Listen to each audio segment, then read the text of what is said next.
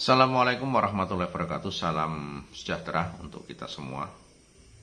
Masih bersama saya Swandi di channel Dunia Ikan Gabus dan menjawab pertanyaan-pertanyaan seputar budidaya ikan gabus yang sudah chat di 0816658779. Yang mau tanya-tanya silahkan, kita akan menjawab seputar masalah pembibitan, pembesaran, pemasaran, dan pengolahan.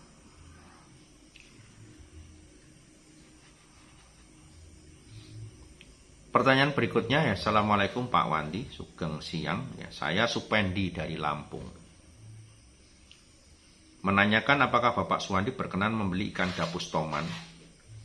Saat ini ikan gabus toman saya pelihara hasil tangkapan alam dari kecil, jumlahnya 2000 ekor.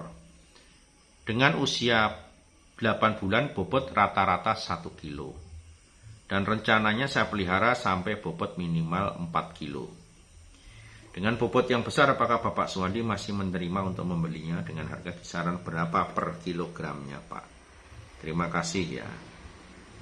Untuk Pak Supendi yang dari Lampung, Pak, mohon maaf sekali Pak, saat ini memang kita tidak.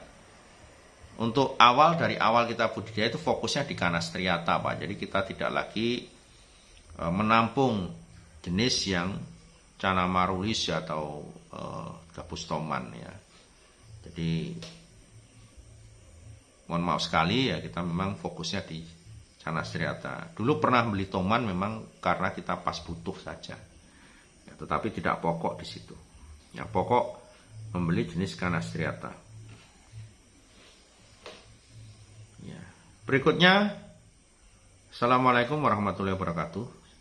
Pak Suwandi, saya Juni dari Tuban. Setelah melihat YouTube sampean, saya tertarik pelihara ikan gabus. Maaf saya tanya karena ingin belajar. Pertama, untuk kolam induk ukuran berapa ya Pak? Kemudian yang kedua, untuk kemitraan minimal berapa induk dan harganya berapa? Kalau untuk ukuran kolam induk itu bebas Pak, minimal 1x2 sudah cukup dengan ketinggian 1 meter kolamnya. Kemudian untuk masalah kemitraan, memang kita sudah tidak lagi membuka kemitraan, jadi yang ada di sini hanya mitra pembesaran. Ya. Tidak ada lagi mitra pembenihan.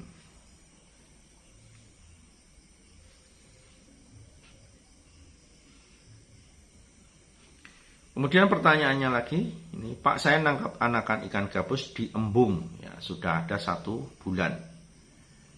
Lebih 1 minggu, ada sekitar 1.500 ekor sudah saya latih untuk makan pelet dan berhasil ya, udah mau makan pelet semua. Tapi kenapa ya akhir-akhir ini banyak yang mati ya, mungkin sekarang sisa kurang lebih 100 ekor, mungkin juga besok pada mati lagi. Soalnya saya kurang sehat, soalnya kayaknya kurang sehat pada ngambang di atas. Kenapa ya Pak ya?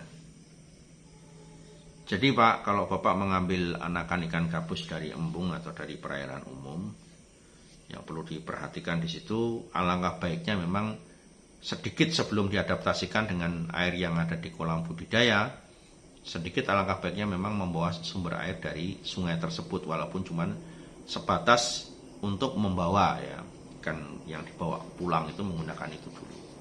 Dan jangan langsung dipindah ke kolam dengan air yang kondisinya baru. Nah, itu pun selalu diendapkan dulu 1 minggu minimal, baru nanti ikan bisa dimasukkan. Jadi kalau memang mau nangkap ikan dari embung ya sudah disiapkan minimal ada kolam cadangan, ya manakala nanti kita dapat benih itu langsung dimasukkan ke situ ya.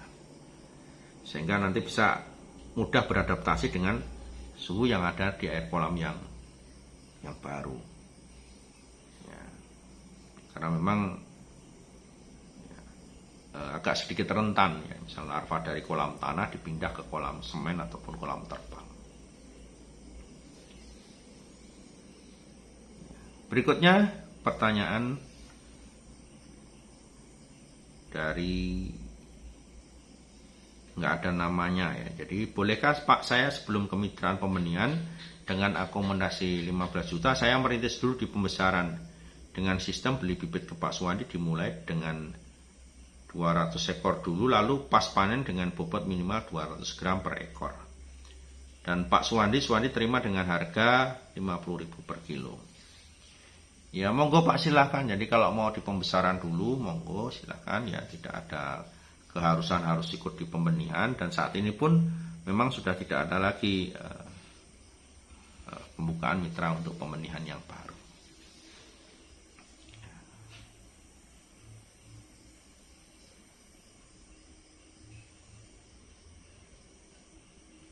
Berikutnya pertanyaan lanjutannya dari Sofyan Kopo di Bandung. Perkenalan Pak, nama saya Sofyan Kopo dari Bandung. Saya sedang belajar pembesaran lele. Tapi baru 3 bulan kurang memuaskan karena ternyata salah beli bibit ya, bibitnya tidak sehat. Dan pembelian pakan juga harus, tapi pertumbuhannya sangat lambat. Nanti kalau dijual pada saat panen 150 gram per ekor, setelah pemberian pakan lebih banyak lagi dan paling terima bandar hanya 17.000 per kilo. Ada teman yang ngasih tahu channel Pak Suwandi dan saya sangat semangat karena hasil panennya diterima 50.000 per bulan. Ya. Baik Pak Sofyan Kopo, ya tetap semangat ya. Mungkin kalau mau beralih ke ikan gabus ya monggo, mudah-mudahan nanti bisa berhasil dengan baik. Ya. Berikutnya ada pertanyaan lagi yang kita sampaikan ya, bahwa Assalamualaikum Pak Suwandi, siapa ini? Nggak ada namanya. Cuman Assalamualaikum Pak Suwandi, saya mau tanya di luar konteks ikan gabus ya. Jadi nggak ada namanya di sini. Saya mau tanya di luar ikan gabus, di luar konteks ikan gabus ya. Saya mau tanya tentang ikan lele Pak Suwandi ya. Mohon kalau Pak Suwandi punya pengalaman tentang lele bisa membantu saya untuk mengatasi masalah kanibalnya ikan lele. Ya, mohon pencerahannya dan penjelasannya Pak Suwandi. Ya sebetulnya ya saya akan jawab ya, saya akan bantu ya, walaupun bukan ikan gabus ya. Jadi ikan lele itu kan sama-sama komoditas perikanan. Jadi ikan gabus ada ikan lele, ada ikan yang lain-lain juga. Nah, ikan lele dumbo itu memang diciptakan ya, di hasil persilangan yang memang diciptakan agar cepat besar. Ya.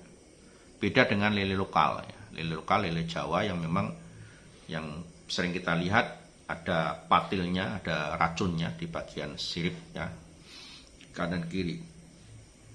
Kalau lele yang asli, lele lokal ya, itu memang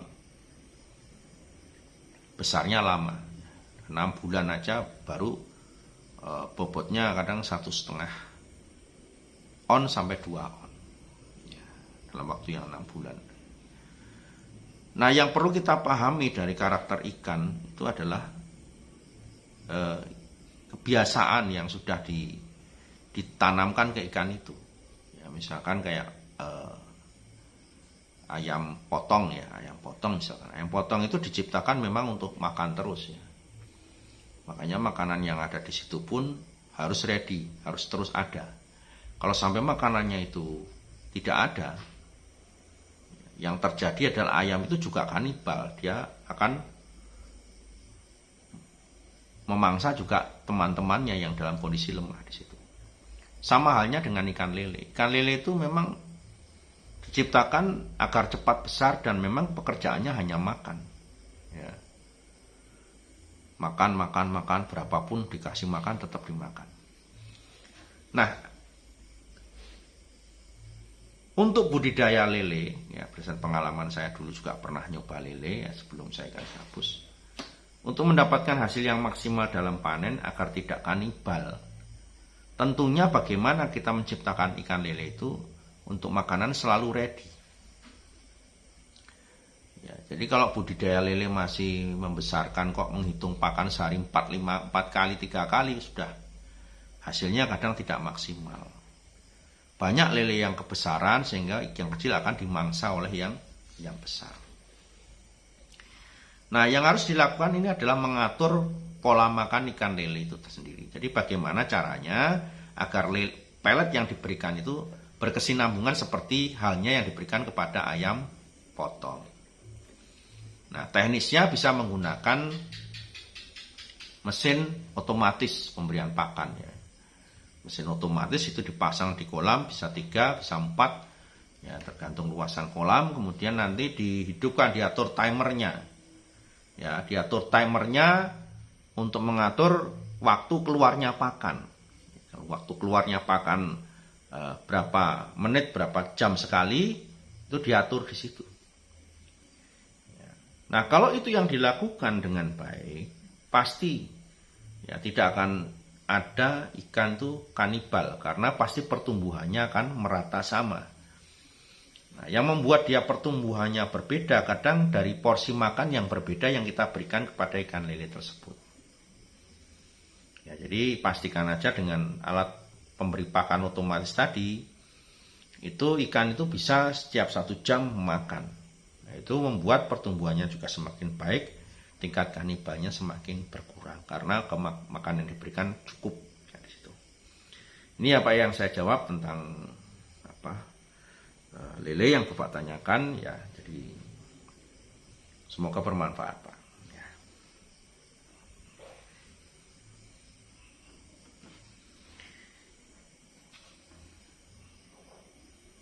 Baik pemirsa, kita masih menjawab pertanyaan-pertanyaan seputar budidaya ikan gabus yang sudah chat di 081 665 8779 ya.